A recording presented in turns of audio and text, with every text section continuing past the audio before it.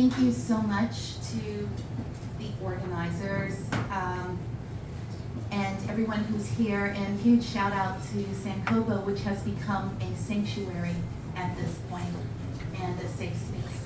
So I'm going to read 2 poems today by Nikki Giovanni. My father, who's 79 years old, was making the trip from Massachusetts back to Virginia, and he happened to drop by today. And I had torn this out of the magazine, and I read it to him, and he started to have tears in his eyes, so I'm going to share it with y'all right now.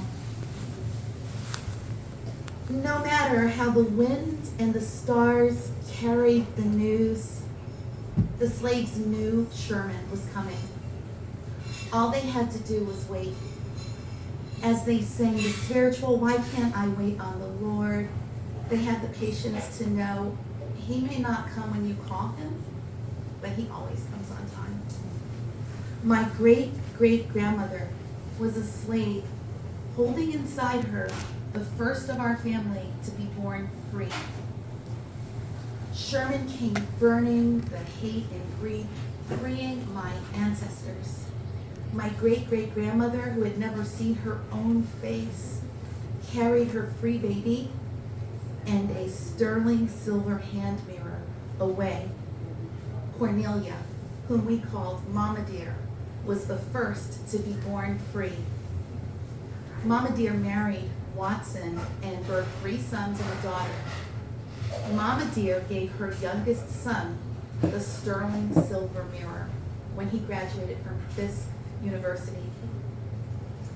We forget the enslaved had no way of knowing what they looked like, except through the eyes of those who loved them. The men had no shoes to wear other than their feet became leather.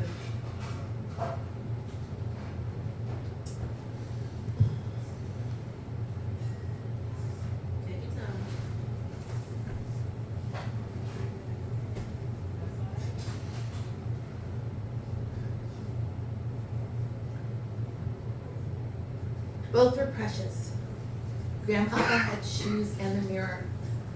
Some in my family say the mirror was stolen. But how can you steal when you were? When I left my parents' home, I was the youngest daughter.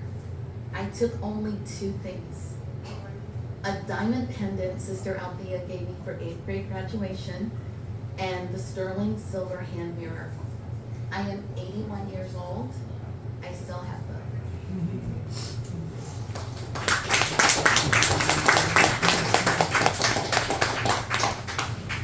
So the second poem, also by Nikki Giovanni, and if anyone knows her work, this is her most famous poem, which she wrote in 2013, and it's called Nikki Rosa. And it's lighter. Childhood remembrances are always a drag if you're Black. You always remember things like living in Woodlawn with no inside toilet. And if you become famous or something, they never talk about how happy you were to have your mother all to yourself. And how good the water felt when you got your bath from one of those big tubs that folk in Chicago barbecue in.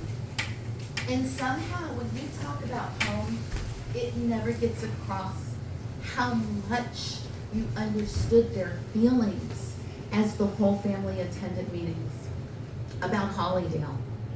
And even though you remember your biographers never understood your father's pain as he sells his stock and another dream goes, and although you're poor, it isn't poverty that concerns you. And though they fought a lot, it wasn't your father's drinking that makes any difference, but only that everybody is together. And you and your sister have happy birthdays and very good Christmases.